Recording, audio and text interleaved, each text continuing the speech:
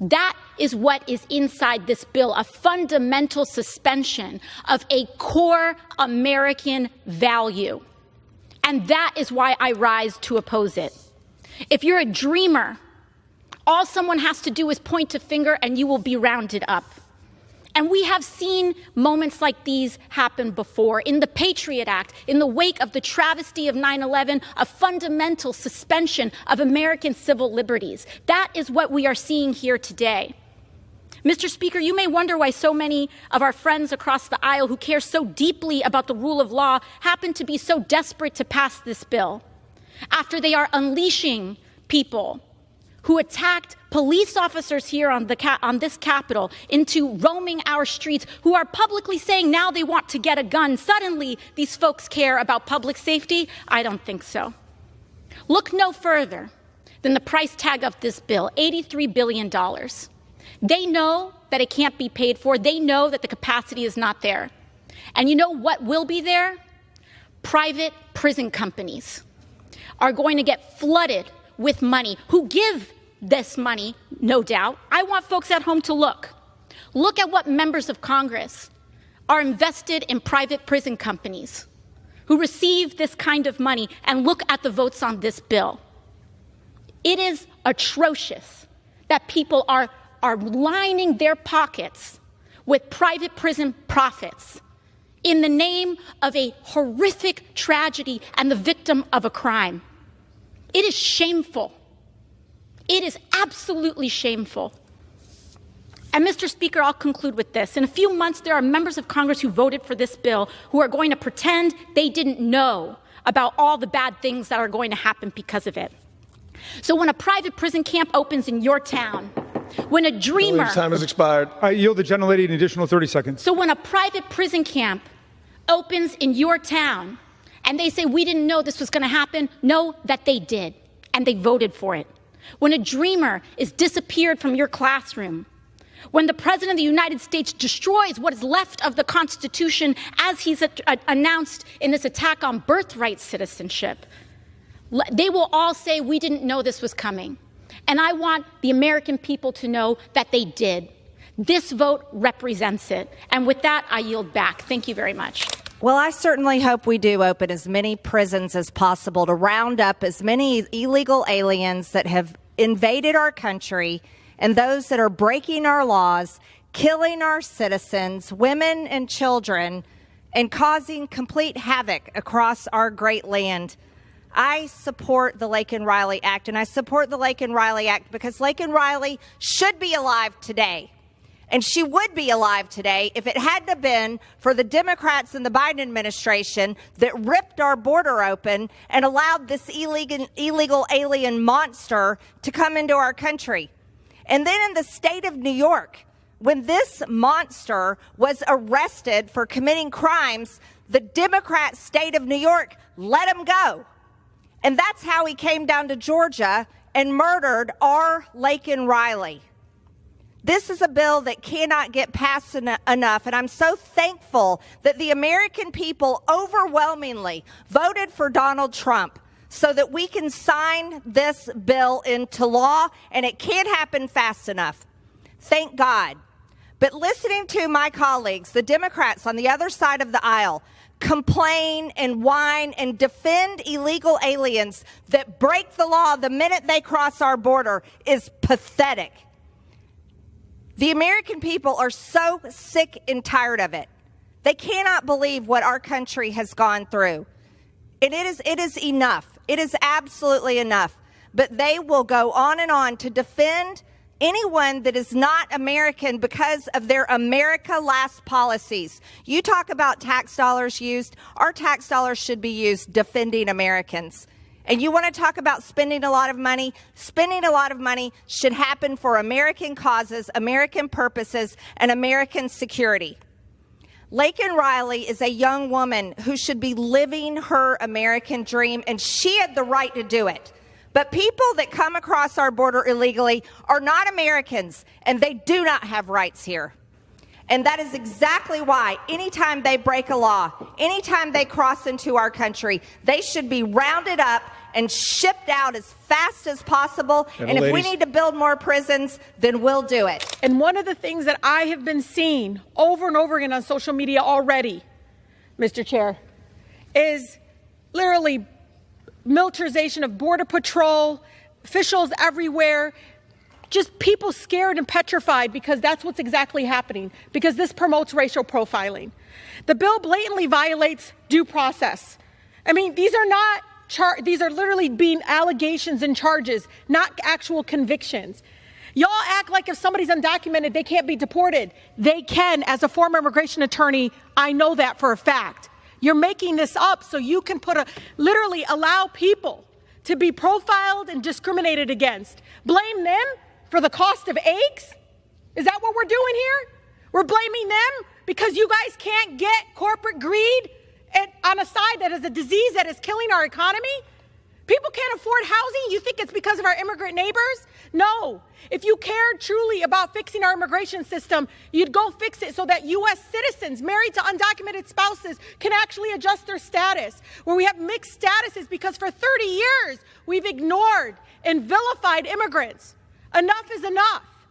It will separate families. It would lead again to continued discrimination.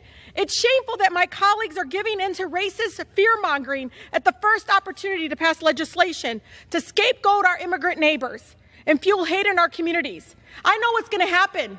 It won't just be undocumented. It'll be people like my mother who will get stopped and profiled. She have to carry her U.S. passport around?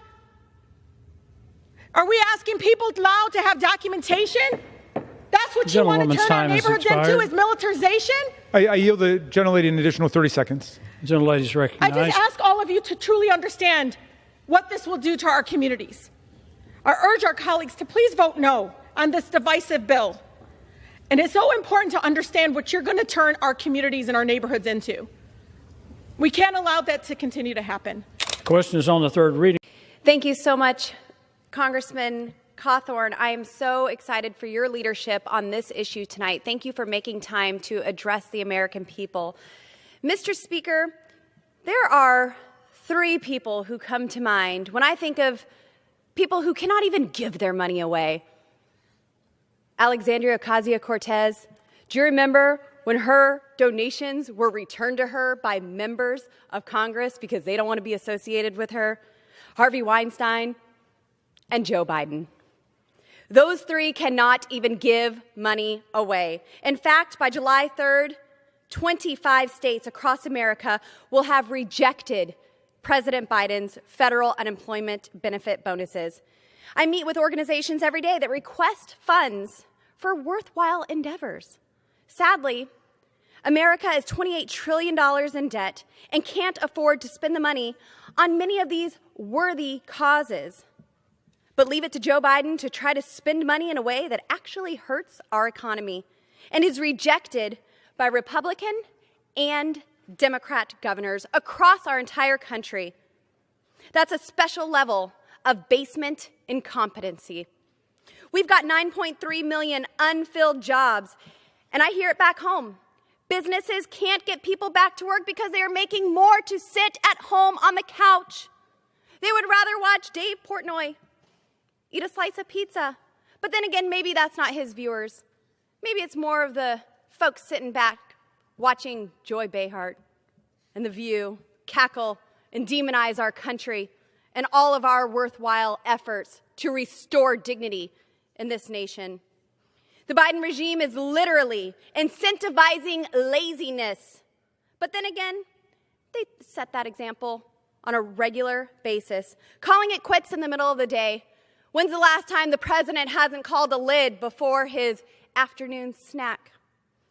In my home state of Colorado, many corporations are offering bonuses that small businesses can't afford. We're seeing massive signing bonuses from $10,000 to $30,000 for utility and HVAC workers, and that's simply unsustainable. According to the Colorado Restaurant Association, more than 90% of restaurants are having issues finding workers. I'm one of them. I've had employees say, I cannot work more than 2 days a week. I cannot exceed 12 hours of work because it will cut in to my benefits. That is un-American. Joe Biden is quickly becoming the greatest threat to small businesses since Fauci's fraud. While small businesses across my district, across America, are struggling to find workers, struggling to stay open, Joe Biden is struggling to stay awake. I'm calling on this administration to end these excessive federal COVID payouts and stop de-incentivizing work. Madison Cawthorn, Congressman, thank you for your leadership on this issue. And Mr. Speaker, I yield. They are accusing Democrats of saying we spend too much. For anyone that wants to entertain that thought, I ask you to think about the last time a person has said in this country that the government does too much for them, that their Social Security check was too high, that teachers are paid too much. When was the last time anyone has heard or seen that? Another quote. President Biden already lowered the deficit by $1.7 trillion. They say his budget would cut the deficit by another $3 trillion by eliminating wasteful spending on big oil and pharma, we're told. But it is in fact our Democratic colleagues who prefer to maintain their massive subsidies for the elites and the wealthy in their so-called Inflation Reduction Act just last year. My friend from New York, Ms. Ocasio Cortez, said, quote, I ask you, think about the last time a person has said in this country that the government does too much for them. When was the last time anyone has heard or seen that? I'll say it. I'll say it right here. I don't want the government doing most of the things that the government is doing to interfere with the ability of the American people to carry out their lives. Federal, state, and local. When was the last time you had a bureaucrat show up and you said, oh joy, thank you, I'm really glad there's a bureaucrat here? When was the last time you were thankful for $32 trillion in debt, $100,000 almost for every man, woman, and child in America? Anybody thankful for $32 trillion in debt? Anybody? Anybody thankful for a border that's wide open being exploited by cartels while fentanyl comes in and kills our children? Everybody thankful for that Department of Homeland Security that doesn't actually secure the homeland? Everybody thankful for an FBI that went after Scott Smith and labeled him a domestic terrorist for daring to defend his daughter in a school board meeting because she was assaulted in a bathroom? Anybody thankful for the IRS knocking on your door, auditing the poor and the minorities 3 to 5 times more? People thankful for that? Are you thankful for the EPA or the Department of Interior that sent a man to prison because he had some ponds on his ranch in Montana? We have a government that is weaponized against the American people and is undermining our liberties, and they want more of it. My colleagues on the other side of the aisle want more government. They want more taxes. They want more spending. They want more.